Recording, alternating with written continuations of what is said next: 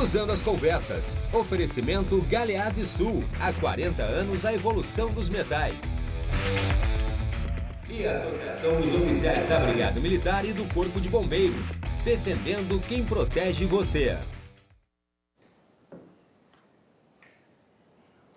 Boa noite, eu sou Guilherme Macalossi e está começando aqui na RDC TV mais uma edição do Cruzando as Conversas, seu programa de debates noturnos, sempre a partir das 22 horas, trazendo análise dos acontecimentos mais importantes que impactam na nossa sociedade, sempre com convidados especiais, os pontos de vista sobre os temas do momento, os canais 24 e 524 da NET e também pelas redes sociais. Não deixe de participar mandando a sua mensagem no chat do Facebook. A nossa live stream já está no ar, compartilhe, curta, mande para os seus amigos, faça o programa ter uma abrangência ainda maior também nos meios digitais. Você que nos acompanha pela NET também pode enviar a sua mensagem através do WhatsApp que está aparecendo na sua tela nesse momento.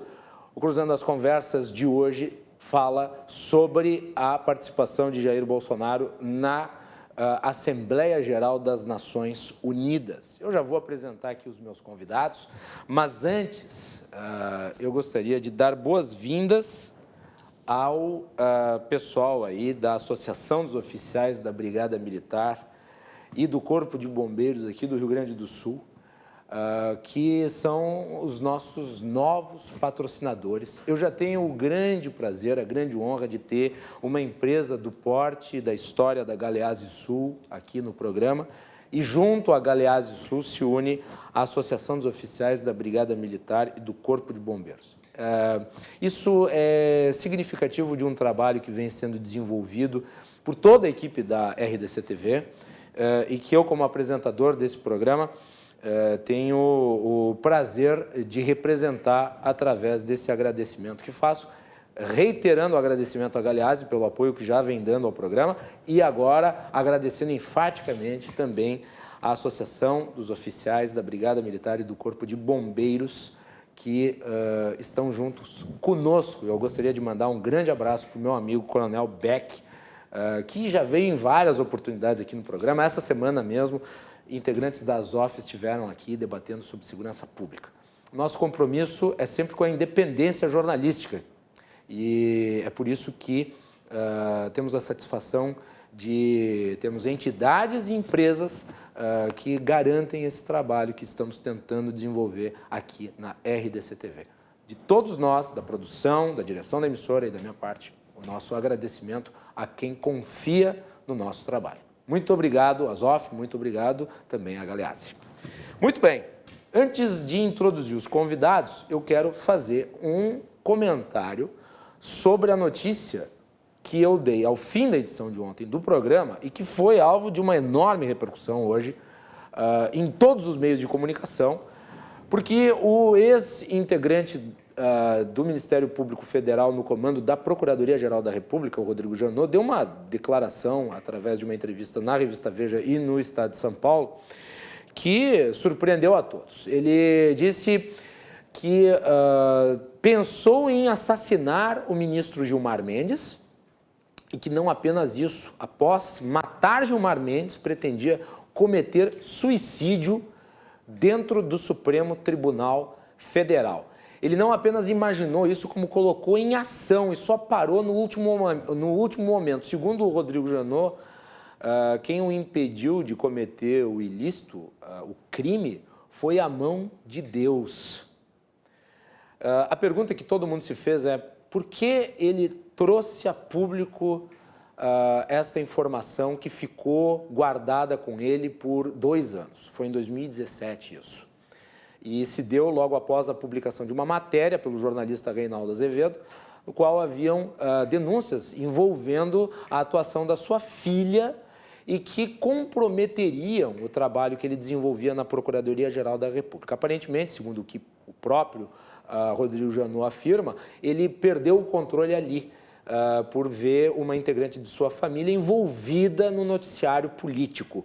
E ele identificou no Gilmar Mendes o responsável pelo vazamento desta informação e resolveu colocar em prática um plano como esse. Eu não canso de lamentar uma coisa como essa, porque estamos num país onde um candidato a presidente que foi eleito quase foi assassinado na época de campanha.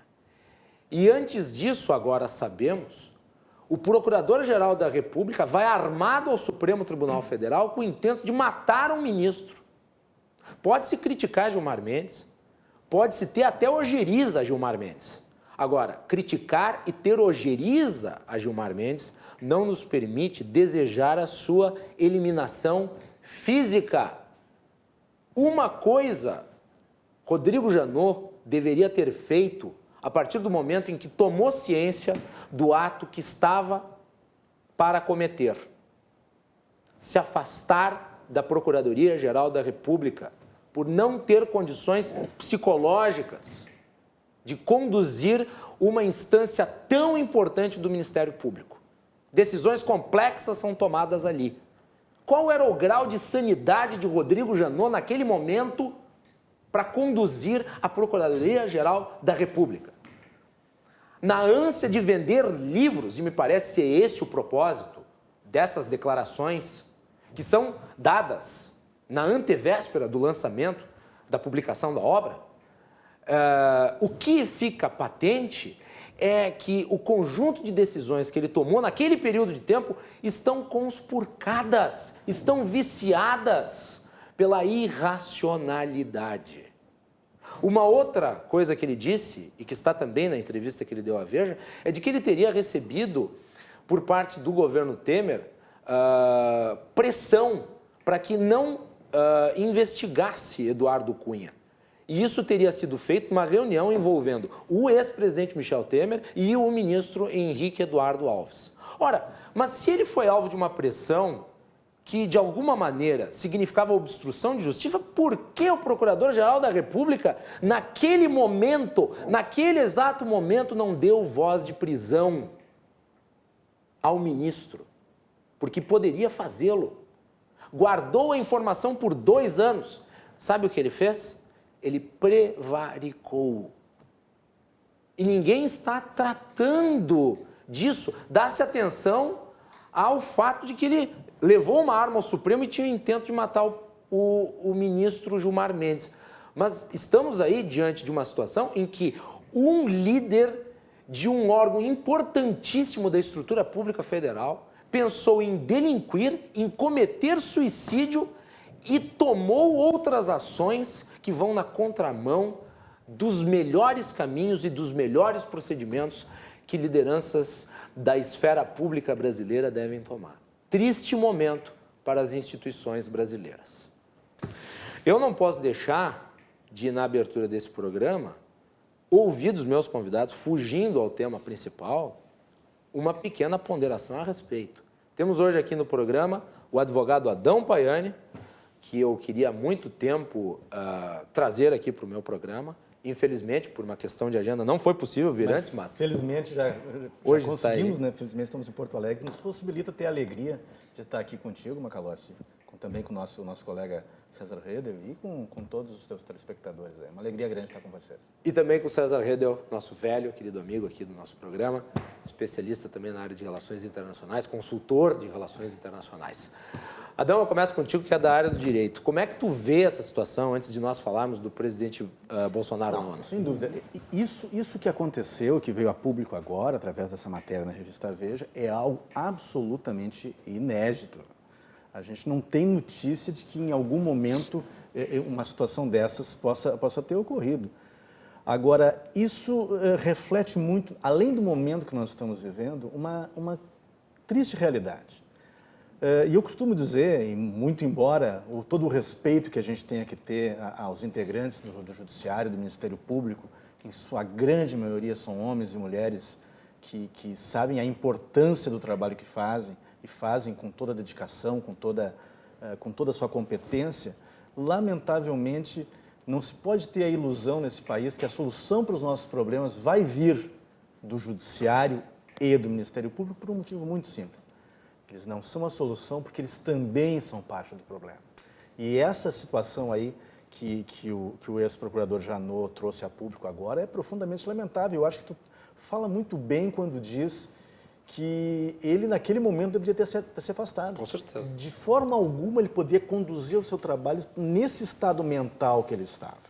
Né? E outra coisa que tu coloca de uma maneira muito apropriada, se nós não podemos tipificar criminalmente o planejamento, ou pelo menos a intenção que ele demonstrou de ter em assassinar o ministro do Supremo e depois cometer suicídio, com certeza ele prevaricou. Com certeza ele prevaricou. Esse Confissão de prevaricação. Desse delito ele é réu confesso. Então é lamentável que o nosso país, e isso é fruto de um caldo de cultura. Se nós formos analisar que nós estamos num longo processo de degradação das instituições nesse país. Isso não é uma coisa que começou agora, já vem há um longo tempo. Se nós analisarmos os episódios mais antigos, nós podemos dizer que nós estamos numa crise aí de credibilidade das instituições que já vai há mais de uma década, com certeza. Nenhuma sociedade organizada passa por isso sem sequelas graves nas suas instituições, e é o que, lamentavelmente, nós estamos vendo agora. Sabe por que eu disse que ele deveria se afastar? Por uma razão muito simples. Ok, ele estava num momento de tensão, ele estava num momento onde ele havia perdido o controle, ele foi ao Supremo Tribunal Federal com a intenção de matar o ministro, e por um rasgo de lucidez ele resolveu não fazê-lo. Ou pela mão de Deus, seja lá qual a razão, mas ele não fez. Só que ele saiu dali ainda perturbado. E ele permaneceu assim por alguns dias, porque ninguém que tem um delírio homicida e suicida está bem. Não está bem, deveria procurar ajuda médica. E no processo de se remediar e de se curar, devia se afastar das funções públicas. E além desse aspecto psicológico que a gente tem todo o direito de analisar muito bem, o fato que deflagrou essa atitude dele, na realidade, em nenhum momento foi desmentido. Né? Se nós formos lá recuperar aquilo que o jornalista Reinaldo Azevedo acabou publicando, que ele, com razão ou não, atribuiu isso ao ministro Gilmar Mendes, em nenhum momento foi desmentido, o que é bastante preocupante, bastante sério. Né? A gente sabe que muitas vezes esses jogos de vaidade, esses jogos de poder que existem, principalmente, existem em toda a sociedade, mas no judiciário, lamentavelmente, ela tem uma proporção que acaba comprometendo as próprias instituições e acaba refletindo nas decisões dessas pessoas que tomam decisões, tomam posições, tomam atitudes que refletem na vida da grande maioria das pessoas desse país. Né? A vida de pessoas, muitas vezes, está na dependência de decisões tomadas por pessoas num estado de espírito, como o procurador Janot demonstrou estar naquela ocasião, e, sinceramente, me parece que continua no mesmo estado, porque a foto dele na Veja é uma foto de uma pessoa que não está bem. Eu não posso acreditar lucidez a uma pessoa que, depois de todo esse tempo, vem a público e faz uma declaração dessas, e faz uma confissão dessas. Sinceramente, com todo o respeito que o procurador Janot nos merece, ele, sinceramente, ainda não está no seu estado psicológico normal. Não sou advogado, não sou psicólogo, mas é muito claro que a gente vê nesse comportamento dele um padrão aí extremamente preocupante. Professor César Redel. Boa noite. Boa noite. Macalossi, Adão Paiani, telespectadores da RDC TV. Parabéns pelo teu novo patrocinador. Obrigado, Valorosa Associação e da Brigada e dos Bombeiros, né? Duas instituições tão importantes no nosso estado. A minha visão, ela coaduna com a visão do nosso nobre causídico e Paiani, no aspecto jurídico. Acho que cria também um imbróglio jurídico, porque tem que ver o que vai ser resgatado. Me parece que o Supremo Tribunal Federal já tomou alguma medida restritiva de aproximação de Janot em relação aos ministros. Não sei se a todos, mas acredito que sim. Só não precisava esse negócio de ir lá fazer busca e apreensão, né? Porque é uma coisa que aconteceu 2 anos atrás. Então, sinceramente, me parece, com todo respeito, me parece uma espécie de vendetta, uma coisa propositada neste momento. Então, seguido a isso, é um imbróglio que se cria. Acho que tem muita coisa para ser apurada, principalmente a intenção dele, né? Isso está no campo, digamos assim, de um testemunho, de uma confissão. Nós não sabemos se realmente ocorreu, pelo menos até agora a gente não sabe se realmente ele sacou uma arma. É o depoimento dele? É o depoimento dele. Diz que chegou a... Mas se a tua hipótese é de venda de livro, não dá para descartar daqui a pouco a possibilidade que a mente humana tem de fantasiar situações, né? O que seria, evidentemente, preocupante do ponto de vista psicológico, porque isso nos leva, inclusive, à possibilidade, daqui a pouco, altos cargos da República, né, talvez devessem ter aí uma aproximação de um teste psicológico, alguma coisa que possa dar maior garantia, né, para aqueles que trabalham no meio e para as pessoas que estão no entorno, né?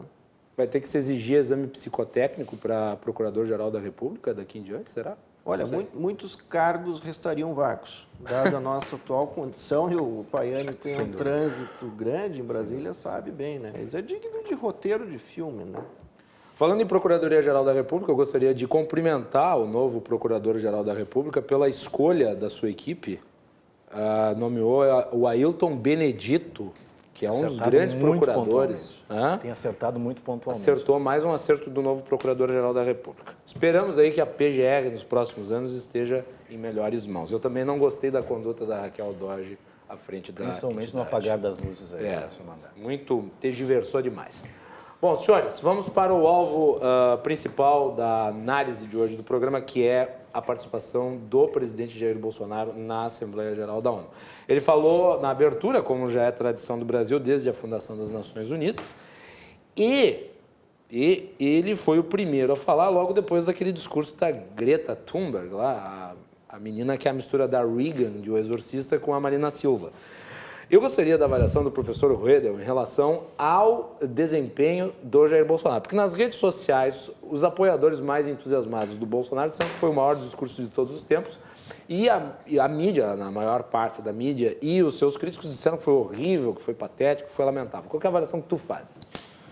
Macalossi, tem algumas questões que nós precisamos brevemente contextualizar sobre o aspecto da ONU. Primeiro que a Assembleia Geral, ela é um organismo vinculado à ONU, que foi criada em 1945, com seu Tratado Constitutivo de São Francisco. Lá existem vários organismos vinculados à ONU, por exemplo, o Conselho de Segurança das Nações Unidas, que possui 5 membros permanentes, o Conselho de Tutela, que hoje está sendo, digamos assim, está em processo de desfazimento, porque hoje não há mais essa necessidade, a Corte Internacional de Justiça, que é a corte que vai julgar os crimes cometidos por estados soberanos, diferente do Tribunal Penal Internacional, o Secretariado e o Conselho Econômico e Social. A Assembleia Geral, ela é um organismo vinculado à ONU, né, que se reúne desde 1945, com a criação daquela organização, com o objetivo de propiciar aos seus estados-membros, hoje 193 no total, inserções sobre o contexto da política internacional do momento. Uma questão que apareceu na mídia, que recorrentemente aparece, é em relação à essência ou o teor dos discursos que lá são proferidos. Uma coisa que nós temos que levar em consideração é que a Assembleia Geral da ONU, ela é o plenário, digamos, é o grande parlamento, não digo parlamento, plenário, das Nações Unidas. Então, é o espaço onde se propicia a possibilidade de discursos com teor político também, né? E não exclusivamente diplomático. Tanto que, se a gente pegar um histórico de todos os discursos proferidos na Assembleia Geral, desde Figueiredo, nós vamos ver que todos possuem um contorno político, pois estão vinculados a um contexto específico da política internacional. Se a gente pega o Collor, a gente vai estar num momento de abertura econômica, num momento de distensão da Guerra Fria, com o fim da dissolução da União Soviética. Se a gente pegar a FHC, nós vamos ter a questão, por exemplo, dos ataques terroristas, as Torres Gêmeas, que teve um contorno de política internacional muito importante. Evidentemente que o seu discurso teria que ser orientado a isso. Os discursos depois de Lula e Dilma, né, muito proselitismo político, evidentemente, bandeiras ideológicas, programas sociais. A ideia de se criar a política Sul-Sul, em contraposição aos Estados Unidos, isso sempre pareceu muito evidente nas manifestações deles. Somado a isso... A não ser, obviamente, a última vez em que a Dilma esteve lá, que ela falou sobre o estoque de vento, né, que se tornou um dos clássicos do Dilma. Tem essa questão da estocagem, né, de vento. Então, mas mesmo assim haviam contextos políticos à época, a questão do Lula, a invasão americana no Iraque, então, e os desdobramentos disso, a questão da Dilma, que teve também um estremecimento em relação aos Estados Unidos com questão de espionagem, né, dos dois estados. E não poderia ser diferente que esse discurso proferido pelo presidente Bolsonaro, agora nessa 74ª Assembleia Geral, não estivesse vinculado com a questão da Amazônia, né? Nós tivemos recentemente, em agosto, um encontro do G7, onde o palco das discussões foi a Amazônia. E nós tivemos a manifestação do presidente francês, Macron, em tom eminentemente gravoso para a questão diplomática, pois ele relativizou a soberania do Brasil em termos diplomáticos. Isso digamos assim, aqui comentando, né? Comentando justamente sobre isso. Isso é o mais grave que se tem em termos diplomáticos, se relativizar a soberania de um país. Então, evidentemente que o discurso do Bolsonaro ele teve uma centralidade na questão amazônica, na questão de discussões da internacionalização da Amazônia, que não começou com Macron, já começou há bastante tempo atrás lá com Mitterrand, onde ele fazia essas relativizações. Mas eu nunca tinha visto uma liderança internacional tão importante quanto é um presidente da França fazer um discurso tão aberto em relação a uma questão como essa. Sim. Eu não lembro, pelo menos. É difícil mensurar. Porque assim, é fácil falar do Brasil, difícil é falar da China, né? Que é o país que mais polui no mundo. Então, Macalossi, é completamente compreensível o contexto em que o discurso é proferido e a centralidade que ele tem, que é a questão da internacionalização da Amazônia, que está sendo retomada, digamos assim, no contexto do G7, encontro de países importantes, economias mais desenvolvidas, e a centralidade ficou nisso. Depois, claro, eu consegui assim, identificar mais ou menos 8 categorias importantes no discurso do Bolsonaro, mas respondendo a sua pergunta, é um discurso que está vinculado diretamente com essa questão e eu não vejo nada de gravoso ou, digamos, algumas pessoas referiram o discurso como um discurso violento. Na verdade, não. Ele pode ter sido incisivo, né? Decisivo. O que talvez, acho que é a palavra adequada. O que talvez seja necessário para reafirmar a própria posição do governo e de sua política externa também. Muito bem. Adão, Paiane, a avaliação que tu faz. Olha, Macalossi, concordo integralmente aí com as colocações do Redel. Nós temos que analisar, obviamente, o contexto histórico que nós estamos vivendo agora. E justamente, como muito bem disse o Redel, num momento em que o Brasil sofre ataques, né? E eu considero as declarações do presidente francês um ataque à nossa soberania. Mas isso é muito mal da reunião do G7, né? Ele foi completamente desmoralizado. Nem a Alemanha o apoiou, com certeza, né? Até porque ele avançou tanto num campo em que esse tipo de avanço é extremamente complexo, que com certeza ele recebeu, mesmo na sua base de apoio europeia, ele recebeu críticas bastante contundentes. Mas, aliás, como caiu, né? Sim. Como decaiu assim, o noticiário sobre a Amazônia, né? Não está se falando mais nada. A questão amazônica, nós não podemos esquecer agora que nós temos um governo, né? O governo do presidente Bolsonaro, um homem oriundo das Forças Armadas, que tem dentro do seu governo uma presença militar muito grande. Ninguém conhece melhor a questão amazônica do que os militares. Todos eles, em algum momento da sua carreira, passam por aquela região, ficam durante bastante tempo lá, sabem muito bem os problemas que tem aquela região, sabem muito bem que pelas gigantescas distâncias que nós temos lá, né, como as comunidades, principalmente creio as comunidades que dos militares brasileiros, o que mais entende é o general Heleno. Sem dúvida nenhuma, sem dúvida nenhuma. Atuou ali. Atuou, por muito tempo. Conhece profundamente e por conhecer, ele sabe que esse processo de tentativa de internacionalizar a Amazônia não é uma falácia, não é uma teoria da conspiração, é algo real. É algo real. Nós temos grupos que entram, transitam, saem, levam o que querem daquela região, né, utilizam os indígenas como massa de manobra e têm objetivamente o interesse de internacionalizar aquela região. A grande questão de estarem chamando os indígenas e o próprio conceito de nação indígena que se procura vender internacionalmente é o primeiro passo dos militares que conhecem bem essa realidade sempre colocam isso. O primeiro passo para tornar as chamadas nações indígenas independentes e separarem aquela região do país é algo que já foi dado há pelo menos 30 ou 40 anos. Agora que a sociedade brasileira está começando a se despertar para a gravidade desse problema. Nós somos um país que conseguimos a proeza, os portugueses, né, que nos legaram esse país de dimensões continentais, tiveram a proeza de manter, né, essa nossa integridade territorial. E é algo que está ameaçado, sim. Dizer que o discurso de Bolsonaro é uma resposta a isso, sem dúvida nenhuma. Ele conhece profundamente isso e busca reagir a essa ação contra a soberania nacional. Olha, eu já fiz várias críticas aqui ao governo, porque considero que nem tudo o que é feito ali é do meu agrado, mas essa história envolvendo as queimadas da Amazônia eu não comprei em momento nenhum. Esse catastrofismo, né, que parece que a Amazônia está se acabando, todos sabem que o mundo está na iminência, né, de uma extinção em massa. Agora em 2001, ele dizia que em 2014 as calotas polares não existiriam mais, elas continuam aí. Então nós temos que ter muito cuidado com essa retórica, porque na época em que o César esteve aqui no programa comentando sobre as declarações do Macron, nós apontamos. É um discurso que pega no eleitorado francês, nos dois espectros ideológicos.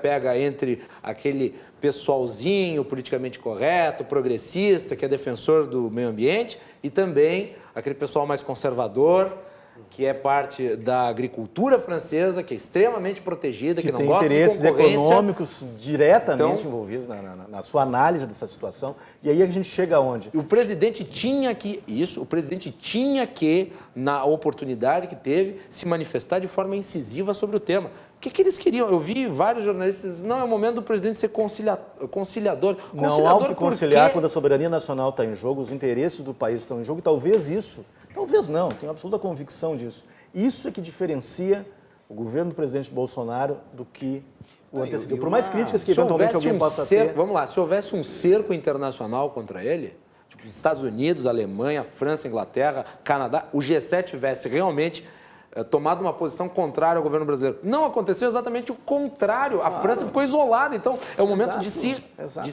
colocar como ativo. Houve, Macalossi, Paiani, uma campanha internacional orquestrada por grande parte da mídia, de grandes grupos, né? De fazer uma crítica sem averiguação dos dados reais dentro do Brasil. Eu me lembro, à época, o ministro Onyx fez uma exposição muito interessante sobre isso que estava acontecendo. E uma forma do presidente também responder, né, a um ataque contínuo da mídia internacional em relação a essa questão da Amazônia foi justamente a possibilidade de um discurso, o primeiro discurso de estreia na ONU, onde grande parte da mídia estaria lá cobrindo, olhando o evento, e a resposta, evidentemente, teria que vir ali. Um contraponto também, né? A esse discurso internacional que sem base científica, né, apenas na emocionalidade, essa menina mesmo, essa Greta, né, quer dizer, isso é o maior exemplo daquilo que é tentado incutir na cabeça das pessoas, principalmente do público europeu. A Greta que é uma vítima. É uma vítima. Uma menina, pobre menina, é uma menina que tem assim, notadamente, alguns problemas, né? A gente não sabe até que ponto avaliar qual a influência disso. Há um livro escrito pela mãe dela, pelos familiares dela, em que é admitido que ela tem síndrome de Asperger. Ela tem um certo grau de autismo. Então é uma menina com um problema que foi instrumentalizada por certos organismos internacionais. Isso é absolutamente cruel, isso é absolutamente inumano. Então, essas pessoas que utilizam uma menina como essa para esse tipo de objetivo, vêm aqui nos cobrar posições sobre falácias. Obviamente, ninguém está dizendo aqui que os problemas não existem. Claro que existem. Existem, sem dúvida, existem. Agora, a questão das queimadas, por exemplo, todos sabem que conhecem a região, conhecem o Cerrado, conhecem a região, sabem que essas questões são sazonais. Essas queimadas existem, muitas vezes fazem parte da própria cultura daquelas comunidades, de efetivamente fazerem as queimadas de uma forma controlada, obviamente que em algum momento, muitas vezes, às vezes pode sair do controle, mas não na proporção de que uma parte da comunidade internacional tenta dar. Então, o discurso de Bolsonaro lá foi uma resposta objetiva, incisiva, clara a esse tipo de situação. Teve um outro aspecto do discurso dele, que daí foi uma crítica que eu ouvi, e daí eu acho que é uma coisa que nós podemos debater aqui se é adequado ou não, mas foi, talvez, e daí eu gostaria da avaliação de vocês, a falta de tentar vender o Brasil para o mercado internacional, já que agora estão sendo feitas reformas. A minha ponderação em relação a isso é a seguinte: mas isso não é feito em outros ambientes, talvez até com maior grau de assertibilidade do que necessariamente na tribuna? Precisamente. Quer dizer, reuniões de bastidor me parecem muito mais adequadas para isso. Sem dúvida. E efetivamente o que aconteceu, nós não podemos esquecer que a visita do presidente a Nova York... Ele não ia falar na tribuna, venham para cá, não sei o quê, venham para... Não é assim. A equipe que o acompanhou fazia reuniões, inclusive, ali, justamente em busca de investimentos, reunidos com empresários nos Estados Unidos. Também uma outra parte da equipe foi para o Canadá. Ou seja, existem as instâncias governamentais que estavam cuidando dessa parte. O presidente focou e objetivou principalmente sobre os ataques que o Brasil estava sofrendo. Que é um discurso político. É um discurso político. Discurso de tribuna. A questão técnica, nós sabemos muito bem que o presidente Bolsonaro ele tem essa capacidade de delegar para os técnicos, porque os técnicos tratem das suas situações específicas. A função dele ali era eminentemente política. E eu vou dizer uma coisa, muitos países desse mundo, tenho certeza que invejaram o Brasil em algum momento. Porque é muito difícil um chefe de Estado ter a coragem de chegar perante um organismo internacional como aquele e ter um discurso firme, coerente, direto, incisivo, defendendo os interesses do seu país. Não estamos falando aqui em isolamento perante a comunidade internacional, que alguns dizem, olha, o discurso do Bolsonaro nos afasta da comunidade. Muito pelo contrário, eu acho que o Brasil deixa de ser o que já foi chamado de um anão diplomático e passa a ocupar efetivamente o papel que lhe cabe na comunidade internacional, sendo respeitado. Porque, sinceramente, nos últimos governos, a política externa do Brasil, a gente tem críticas assim, bastante significativas. Eu tenho certeza que o César, não sei se compactua com essa posição, tem um conhecimento muito maior da área até do que eu, mas, sem dúvida nenhuma, nós passamos por um outro patamar de reconhecimento perante a comunidade internacional. O César, nas várias vezes que esteve aqui no programa, ele manifestou a sua crítica incisiva também em relação aos momentos anteriores da nossa política externa. Mas eu gostaria que ele falasse um pouquinho sobre essa questão comercial num discurso de tribuna. Também tem essa visão? A Assembleia Geral das Nações Unidas, ela não é um espaço dedicado para a promoção comercial. Existem outros mecanismos que funcionam muito melhor. A OMC, por exemplo? A OMC, onde nós temos lá os painéis e as discussões, mas outros meios, né? A própria diplomacia brasileira é que trabalha com essa concepção nos SECOMs, né? Nas embaixadas pelo mundo todo, que é o serviço comercial. Então, essa é a plataforma, né? Se a gente pega os discursos dos líderes, grandes líderes, na Assembleia Geral, a gente não vai ver defesa clara de interesses comerciais ou etc. O que poderia, talvez, haver é uma acentuação do acordo Mercosul-União Europeia, que é um acordo recente, talvez uma exposição mais aprumada nesse sentido. Mas o plenário da Assembleia Geral não é se falar sobre isso para a promoção comercial. Né? Viu, César? Eu acho que nem faria sentido tratar do acordo Mercosul-União Europeia nesse momento, até porque depende muito do que vai acontecer na Argentina. Mas eu acho que, mesmo assim, mesmo que não fosse esse o objetivo centralizador ali do discurso do Bolsonaro, não podemos esquecer as referências que ele fez ao novo patamar de relação que nós temos com os Estados Unidos, com Israel, com Chile, que ele citou explicitamente aí. Eu tive a oportunidade de acompanhar a visita do presidente em Israel. Esteve lá? Estive acompanhando a missão comercial paralela à missão do presidente e pude perceber a importância desse novo posicionamento, por exemplo, em relação a Israel, que é um país que tem alta tecnologia. Um país desenvolvido, no meio da selvageria. No meio da selvageria, um país extremamente desenvolvido, ávido, o empresariado, eu pude observar isso, o empresariado israelense, ávido por fazer negócio, por ter e oferecer oportunidades de negócios para os brasileiros.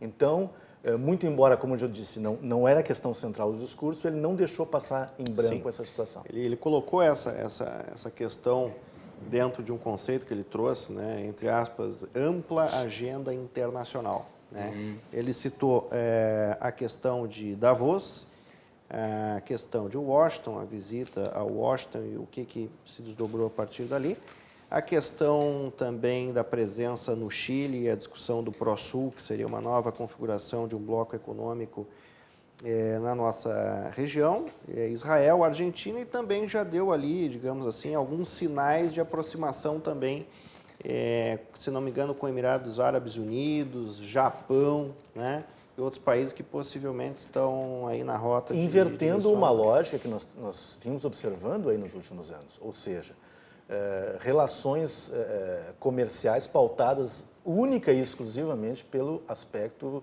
ideológico. Ou seja, é óbvio que nós não podemos dizer que as escolhas do presidente Bolsonaro não tenham a ver com a sua visão de mundo e com a sua concepção ideológica. Mas o que a gente pode perceber, e eu digo de quem acompanha e tem acompanhado as ações do governo em Brasília, não é exclusivamente em relação a isso. Nós estamos sendo muito mais objetivos. Obviamente que o aspecto ideológico em relação aos Estados Unidos, em relação a Israel, ele está presente. Né? Mas o interesse do Brasil, o interesse dos empresários brasileiros, o interesse do país fazer bons negócios, está presente em todos os momentos. Até porque o Brasil tem déficit comercial com os Estados Unidos, se eu não me engano.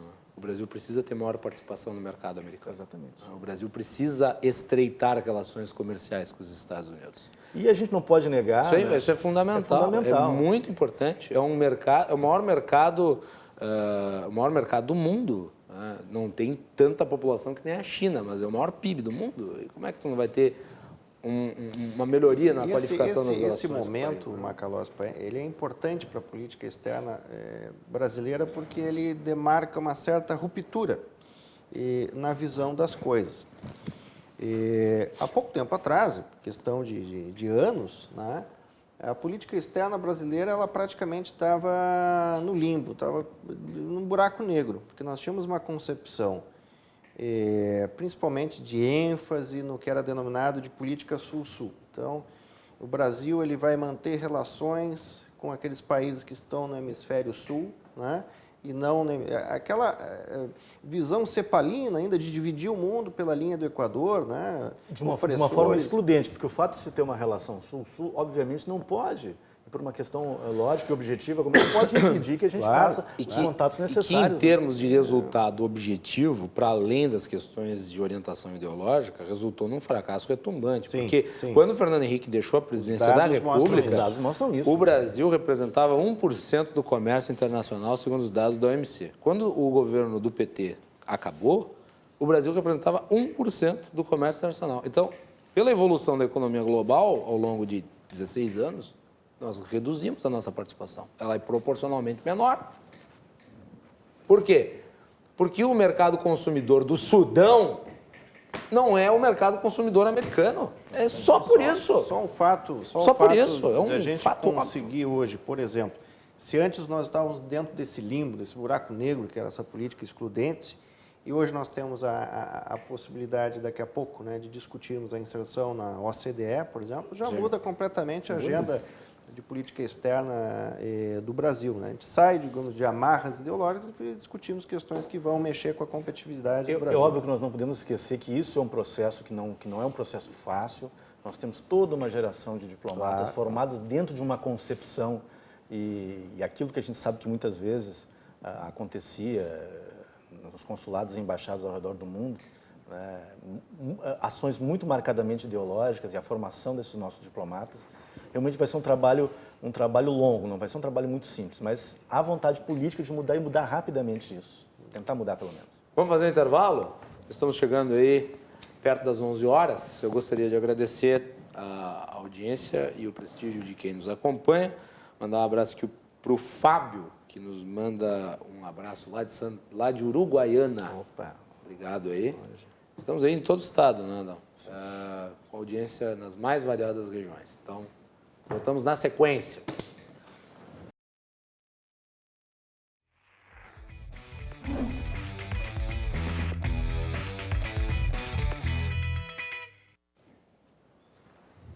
Cruzando as Conversas está de volta aqui na RDC TV, sempre a partir das 10 horas, nos canais 24 e 524 da NET e também pelas redes sociais. Não deixe de mandar mensagem através do chat no Facebook e também pelo WhatsApp. O programa Cruzando as Conversas é um oferecimento de Galeazzi Sul, há 40 anos, a evolução dos metais, e também da Associação dos Oficiais da Brigada Militar e do Corpo de Bombeiros, defendendo quem protege você. Muito bem. Vocês sabiam que cerca de 80% das pessoas que colocam aparelhos auditivos não se adaptaram? Isso acontece porque os aparelhos atuais apenas amplificam o som. Uma notícia muito importante para quem tem perda auditiva. A Mais Sons Clínica da Audição fechou uma parceria com uma empresa europeia de aparelhos auditivos. Isso significa que a Clínica da Audição está com um lote de aparelhos auditivos que funcionam por indução magnética. Essa tecnologia é a mais moderna do mundo, tecnologia de ponta. Os aparelhos são invisíveis, automáticos e com adaptação instantânea. Estudos recentes da neurociência comprovam que estas próteses são capazes de estimular novos neurônios no sistema nervoso central, melhorando a audição, a memória, a parte cognitiva do paciente. Para ter a sensação de escutar com esta nova tecnologia, ligue para o número 30617373. Está aparecendo na sua tela aí. 30617373. Clínica da Audição, clinicadaaudição.com.br, o site. Aproveite essa oportunidade, porque estes aparelhos estão em número limitado. Então, não deixe de aproveitar esse momento e adquirir aí o seu aparelho de som para ouvido por indução magnética, na Mais Sons Clínica da Audição. Muito bem. Senhores, um outro destaque que eu até comentei com o Adão antes do César chegar e que eu acho que foi voltado para o público interno e para o ambiente político brasileiro, foi a menção ao Sérgio Moro, que foi o único ministro citado explicitamente no contexto de uma plateia global. E eu falava para o Adão, e agora eu torno público que falei em off, o fato é que no período anterior à reunião da ONU, havia no noticiário uma série de boatos, de notícias, tratando de encontros e desencontros na agenda do presidente da República e na agenda do ministro da Justiça, como se eles estivessem em separação, como se eles estivessem em distensão, como se eles estivessem em conflito. E esse discurso, no meu modesto entender, serviu para, digamos, amaciar as coisas ou, digamos, arejar o ambiente. É a avaliação que tu tens também? Não, sem dúvida. A referência ao ministro Sérgio Moro, obviamente, se dá pela representatividade dele. Ele chamou de herói, não foi qualquer coisa que ele falou. Exatamente. Chamou herói. Não vamos esquecer que a Operação Lava Jato e a ação do ministro Sérgio Moro, a ação também do restante do pessoal lá em Curitiba, teve a repercussão internacional pela dimensão jamais vista, né, dos esquemas de corrupção que foram desmontados. Então, é natural a referência do ministro Sérgio Moro num ambiente internacional como esse. Agora, é óbvio, né, que também é uma demonstração, em primeiro lugar, de prestígio do ministro Sérgio Moro. Segundo lugar, de que, ao contrário do que algumas vozes tentam fazer crer, não existe esse conflito. O que existe, e não é uma questão entre o presidente, o ministro Sérgio Moro, ou qualquer outro ministro, existe uma tensão dentro do governo no sentido de que a angústia de que as reformas têm que ocorrer, têm que acontecer, tem votações importantes dentro do Congresso que estão para acontecer. O próprio pacote do ministro Sérgio Moro é algo que é importante para o governo, mas mais importante ainda para a sociedade. E a demora, muitas vezes, nesse processo político todo, que é também uma coisa natural, afinal de contas, a gente sabe que reformas e mudanças na extensão que são feitas dependem do parlamento, depende de uma discussão profunda, não apenas com o parlamento, uma discussão profunda com a sociedade, porque essa sociedade não apenas compreenda o que está acontecendo, mas também participe disso, se engaje nas mudanças que são necessárias. Então, essa tensão, obviamente, existe, mas é uma tensão de quem quer acertar e de quem quer que as coisas aconteçam efetivamente. Tu acha Então, que houve muita fofocaiada, né? Muita, e a vontade... Como se o Bolsonaro estivesse querendo cortar as asas do Sérgio Moro e visse nele um adversário na disputa eleitoral de 2022. Eu não vejo esse cenário. Eu ouvi muita gente comentando sobre isso. Eu te digo, olha, eu não vejo esse cenário. E eu acompanho isso com muita proximidade, porque muito embora a gente tenha uma participação no parlamento, a gente tem uma proximidade com o Palácio, com a Casa Civil, e a gente vive praticamente a rotina e o dia a dia lá. Então, não se percebe isso. Quem está lá dentro não percebe. Quem está de fora, obviamente, muitas pessoas, ou por desconhecimento, ou por má intenção mesmo, tentam fazer crer que há esse tipo de conflito dentro do governo. Pelo menos no caso específico do presidente. E outra coisa, o presidente é um homem muito objetivo, né? Ele não é de segurar conflitos por muito tempo. Você só pode ter certeza que se houvesse algum tipo de situação, ela já teria sido resolvida já há bastante tempo. Não é o caso. O que existe, repito, é uma tensão na angústia, na espera e no trabalho para que as coisas realmente comecem a acontecer nesse país. César Reda, sua avaliação da menção a Sérgio Moro na ONU. O ministro Sérgio Moro ele é mencionado numa dimensão do discurso, onde o Bolsonaro está falando ali do contexto dos homicídios no Brasil, né? A redução do número de homicídios, da violência, da questão das drogas, dos direitos humanos. Ele fala também da questão da dignidade humana, da família, da preocupação com a família. Isso entra dentro de uma dimensão importante do discurso, que é uma espécie de, digamos assim, de demonstração de algumas questões que, às vezes, são tratadas de forma diferente pela mídia internacional, né? Agora, Macalossi, tem uma questão que surge ainda no início do discurso que me parece muito importante pelo seguinte aspecto. O presidente ele começa o discurso falando do entorno estratégico, América do Sul, América Latina, falando da ingerência cubana em ditaduras como a Venezuela. Aliás, eu comecei a ler, só para fazer um apontamento, uma dica, eu vou trazê-lo para o programa. Eu estou lendo o livro do Marcelo Suano, que tem o prefácio do vice-presidente Hamilton Mourão. Eu, desde já, recomendo a obra ao nosso público. Já leu, professor? Ainda não li, mas já tive excelentes... Ainda não. Nós estávamos comentando sobre esse livro. Muito bom. Ainda não, mas com certeza lerei pelo amigo Suano, que é uma grande figura. Pretendo trazê-lo aqui no programa para fazer uma análise da Venezuela. Então, o que surge no início do discurso, que me parece assim, se a gente for fazer um cotejamento dos discursos anteriores, eu não sei se isso surgiu. Por quê? A menção que o presidente faz ao Foro de São Paulo, no início do discurso. Eu não sei se algum líder, teria que fazer uma pesquisa, já tenha feito alusão. Mas aí uma pesquisa até 90, porque o Foro de São Paulo foi criado na década de 90, 92, né? Eu acho que o único integrante de governo anterior que fez menção ao Foro de São Paulo fez já fora do governo, que foi o ex-ministro das Relações Internacionais, o Celso Lampreia, se eu não me engano.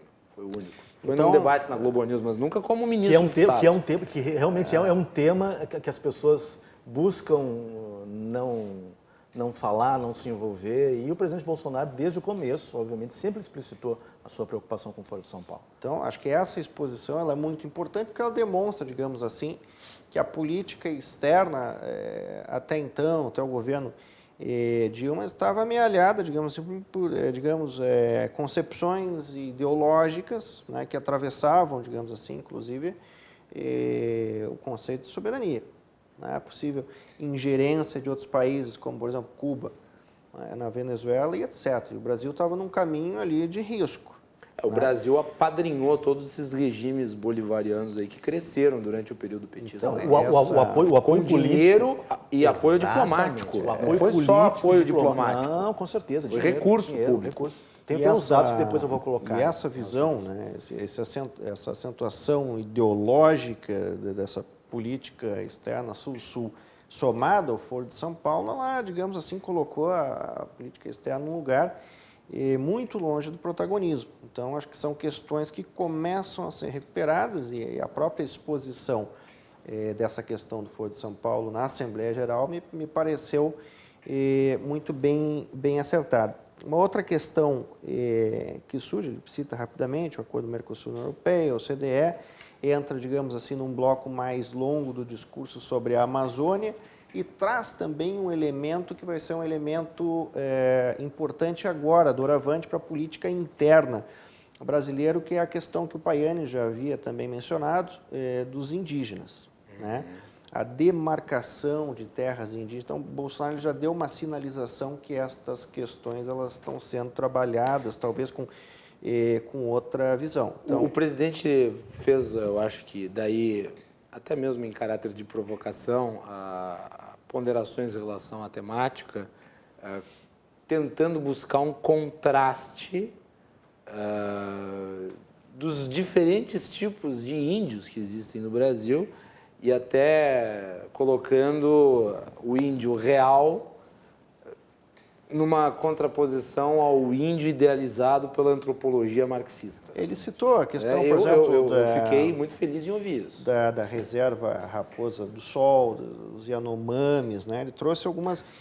Agora, isso é um sinalizador importante. O governo está mandando para o Congresso uma série de projetos de lei que tocam na demarcação de terras indígenas, possibilidade de exploração dessas terras. Eu acho que é uma questão que vai se acentuar na política interna brasileira e que foi importante que o presidente sinalizasse isso para a comunidade internacional. E não quer dizer... Dizendo que o Brasil vai tratar isso como uma questão de interesse nacional. As pessoas não fazem ideia do que significam essas demarcações absolutamente, muitas vezes, distantes de critérios até antropológicos, que tem, por exemplo, estados como Roraima. Roraima é um estado praticamente inviabilizado hoje economicamente em razão das reservas que tem lá, que simplesmente sufocam, principalmente o produtor. Isso não significa que rever determinadas demarcações Sem vai dúvida. acabar com as zonas de proteção. Exatamente. Eu acho que possibilidade de assim, exploração o histrionismo e o catastrofismo, eles têm que ser devidamente combatidos. E respeitando também Porque eu lembro na época da discussão... o interesse dos próprios indígenas, Vamos que não lá. é apenas se manter em reservas intocadas longe da civilização. Eu Os lembro, indígenas querem acesso. isso é uma coisa que pouca gente lembra de comentar, mas eu lembro porque na época foi um auê dos diabos, né? Hoje esses grupos ambientalistas dizem que o Brasil tem uma das melhores legislações ambientais do mundo. E tem. Tem. Agora, o que esses grupos ambientalistas não dizem é que na época em que esta legislação estava em discussão, eles tentaram demonizá-la, que é o novo Código Florestal. Exatamente. O novo Código Florestal que mantém 60% do território brasileiro preservado. E eu É uma coisa que nenhum outro país do acompanhei a mundo discussão tem. e votação disso lá na Câmara dos Deputados. Então, no tu Senado. sabe o que foi. Sei muito bem o que foi aquilo. Eles queriam botar os pequenos agricultores, você que é pequeno agricultor, eles queriam lhe colocar na ilegalidade. Só isso. Absolutamente inviabilizado em todos os sentidos. Outra coisa, eu estava comentando, como eu estava comentando antes, é uma ilusão achar que os indígenas... Aliás, é uma ilusão e um desrespeito aos indígenas achar que eles podem ser colocados lá em praticamente zoológicos humanos, alheios àquilo que a sociedade moderna pode lhes oferecer. É um absurdo esse tipo de concepção marxista, que simplesmente quer afastar essas pessoas daquilo que elas têm direito, como no caso dos indígenas brasileiros, como brasileiros. Eles têm direito, têm que ter acesso à educação, à cultura, ao benefício que a sociedade moderna pode oferecer a eles. E não ficarem simplesmente segregados lá nas suas reservas. Até porque existem, obviamente, tribos, principalmente os Yanomamis, que eles se encontram, né, mais perto da sua tradição cultural, que é ainda da época do descobrimento, mas existem inúmeras tribos que já estão plenamente... A grande maioria integradas. Integradas à sociedade. E buscando uma integração ainda maior que não se consumou ou está demorando para se consumar, justamente por essa política indigenista que remonta lá à década de 30 do século passado ainda e que simplesmente não evoluiu com a sociedade moderna. Por exemplo, quem é que gerencia, nos Estados Unidos, quem é que gerencia o Grand Canyon? São tribos indígenas. Exatamente. São reservas indígenas. E é um ambiente... Pô, ali tem um lugar, Skywalk lá, que é um lugar... Paga 70, 80 dólares. É tudo modernizado, tudo Eles mantêm a sua tradição, têm acesso àquilo que a sociedade moderna pode lhes oferecer, sem absolutamente nenhum contraste com a condição deles de indígena. Muito pelo contrário. E eu acho que é importante se diferenciar. Esse negócio do extermínio dos índios no Brasil, isso é uma grande conversa fiada. No Brasil, claro que houve morte. Mas o nosso processo histórico foi profundamente diferente. A diminuição do número de índios do Brasil se deu pela miscigenação, muito mais do que pela mortandade. Nos Estados Unidos houve muito mais morte. Né? Pedro, antes de irmos no nosso intervalo, mais um apontamento seu e depois vamos para o último bloco. Bom, outra questão que surge como importante no discurso e que me parece talvez a inclinação dos militares, né, a mão dos militares no discurso, é o elogio que o presidente faz às missões de paz da ONU, no caso do Haiti, no caso da República Democrática do Congo, que são referências importantes. Né? E a disponibilidade de continuar, que essas missões vão continuar acontecendo, que é importante, uma sinalização importante. Exatamente. E o encerramento ali, onde ele faz uma contraposição, talvez, de duas teorias, aqui a gente precisaria de um programa até para explorar isso. Do lado ele coloca a defesa do interesse nacional, a defesa da soberania brasileira, e do outro que é denominado de globalismo ou de interesses abstratos em parlamentos que estão acima ou em outra condição. Essa, me parece, vai ser um tom ainda da política externa de Bolsonaro. Então, essa recuperação do interesse nacional, né, vinculado a uma concepção até realista da política internacional, e não mais, digamos assim, vamos denominar como uma fé cega em instâncias multilaterais, um discurso apenas de defesa do multilateralismo, sem qualquer tipo de crítica ou reflexão do que ele pode implicar para o Brasil. Então, acho que a maneira com que ele encerra o discurso traz uma reflexão também importante no bojo todo. Eu vou tratar um pouco mais disso no retorno, que eu acho que é muito interessante nós falarmos, mesmo que não possamos nos aprofundar tanto, e podemos ter um outro programa sobre isso especificamente, mas eu acho que certos aspectos disso merecem a nossa atenção ainda na edição de hoje. Voltamos na sequência com mais aqui no Cruzando as Conversas.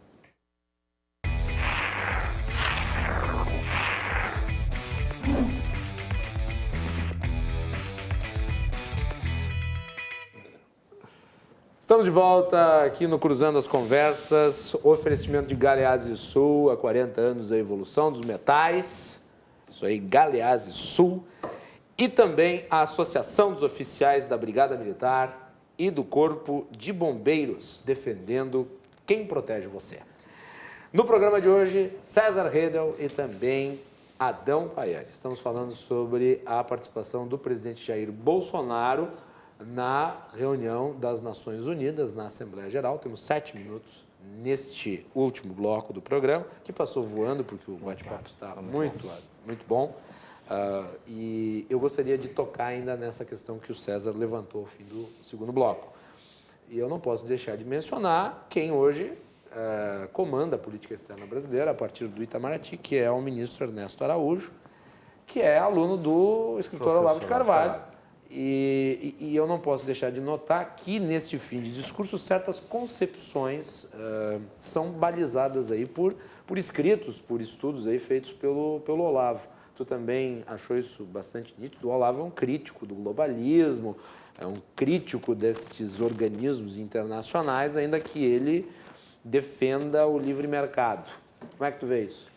Eu acredito que ele tem, assim, no final do discurso, colocado uma inclinação dessa possibilidade de discussão teórica entre o interesse nacional, né, versus essa concepção globalista, onde há possibilidade de relativização da soberania de um país em detrimento a outra instituição que esteja acima dele, no caso pode ser um organismo internacional, ou no caso da União Europeia, o próprio Parlamento Europeu, que está acima dos parlamentos nacionais. Então, isso volta para a cena e para a discussão da política externa brasileira. E vai no encontro do que o presidente Donald Trump também fala. Sim, sim. Mas é difícil ainda de mensurar quais vão ser os próximos passos em relação a isso, até porque já há uma aproximação, já houve essa aproximação do governo com as Nações Unidas, o presidente foi lá fazer um discurso, né, de inauguração na Assembleia Geral. Então, é de se verificar o que vai acontecer adiante. Evidentemente que o Brasil fará, digamos assim, hipoteticamente, uma defesa mais aberta da sua soberania e pela não relativização da mesma, que já aconteceu com esse caso aí do presidente francês em relação principalmente à Amazônia. Então, me parece que essa inclinação ela é importante justamente para a defesa da nossa soberania e do interesse da nação brasileira. Né? Eu quero trazer aqui um aspecto importante que pode ter passado despercebido para a maioria das pessoas. Foi uma referência que o presidente Bolsonaro fez às perseguições por razões religiosas que acontecem pelo mundo inteiro, principalmente em relação aos cristãos. Obviamente que isso certamente tem eu acho que é natural que o presidente do país que tem o maior número de cristãos no mundo faça uma referência a isso. E uma coisa muito interessante é as pessoas talvez não tenham, muitas vezes, a dimensão do número de missionários brasileiros que nós temos pelo mundo inteiro. E muitos deles em regiões de conflito e de perseguições religiosas. A Comissão de Relações Exteriores da Câmara recebe muitos relatos nesse sentido. E essa referência... E há algum tipo de ação do governo para manter algum tipo de proteção a eles? Eu acredito que a partir de agora, quer dizer, o presidente vai começar, o governo vai começar a ter uma ação mais direcionada. Não foi por acaso, obviamente, essa referência que ele fez lá às perseguições religiosas. E é algo que no Brasil não se discute.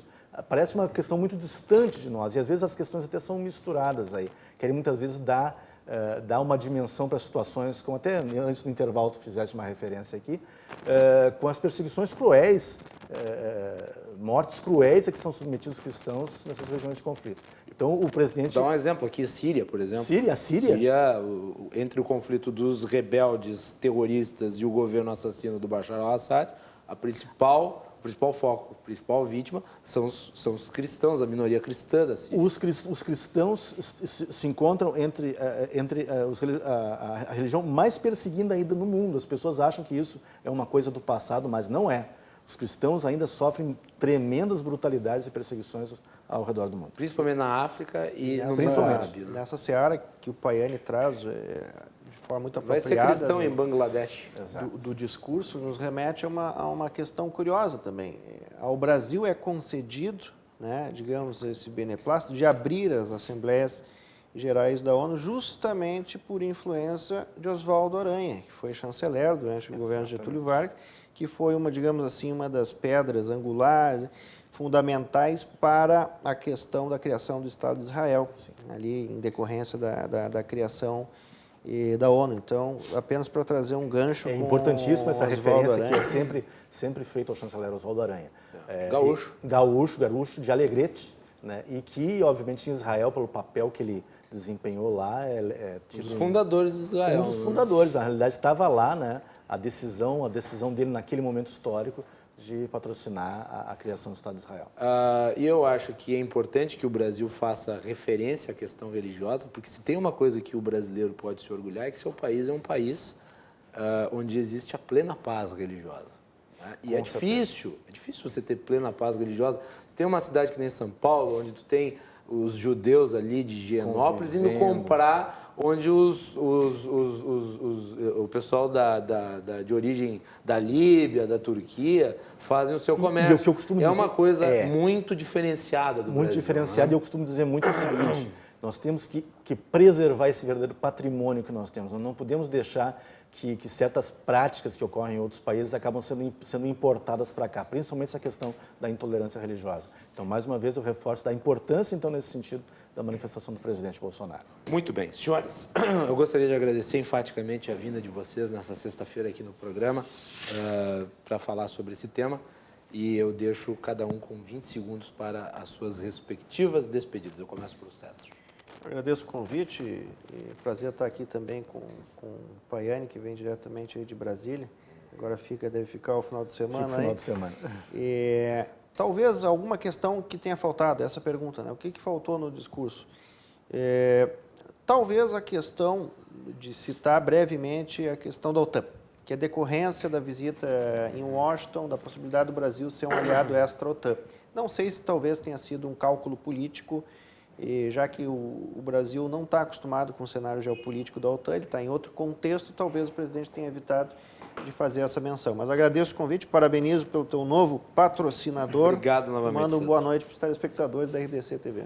Muito bem. Bom, Macalossi, Adão, obrigado por ter vindo, espero recebê-lo outras vezes aqui. Sem dúvida, uma alegria estar presente aqui. Eu quero aproveitar, além de saudar a todos os telespectadores, também fazer uma referência especial. Na segunda-feira nós vamos estar comemorando o Ano Novo Judaico, 5.780. Então, a operosa comunidade judaica gaúcha, tão importante aqui na formação do nosso Estado, Shana Tová, o Metuká, um ano novo, doce e bom para todos. Muito obrigado pelo convite, espero estar presente em outras ocasiões aqui com esse teu seleto quadro aí de telespectadores. Eu moro ali no bairro Judeu, né? Eu moro ali no Eu por muitos anos Bonfim. morei no Bonfim, por muitos anos morei ali. Bairro maravilhoso. Maravilhoso. Aqui de Porto Alegre. Muito bem, é isso aí. Muito obrigado a todos pela audiência e novamente enfatizar aqui o meu agradecimento à Associação dos Oficiais da Brigada Militar e do Corpo de Bombeiros por se juntarem à Galeazzi Sul entre os patrocinadores do Quero nosso aproveitar e programa. fazer essa referência também à saudação às OFBM, aí, com o qual eu sempre tive uma relação excelente com o ouvidor da Segurança Pública do Estado. Muito bem, obrigado aí a ambos, a empresa, a Galeazzi e a Azof por acreditarem nesse programa e agradecemos a todo o nosso público pela audiência. Bom final de semana e até segunda-feira.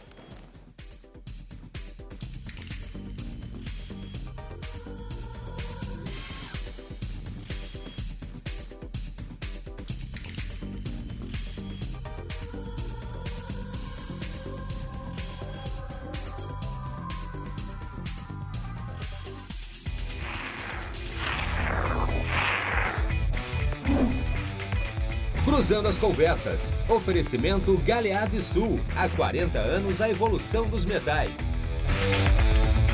E a Associação dos Oficiais da Brigada Militar e do Corpo de Bombeiros. Defendendo quem protege você.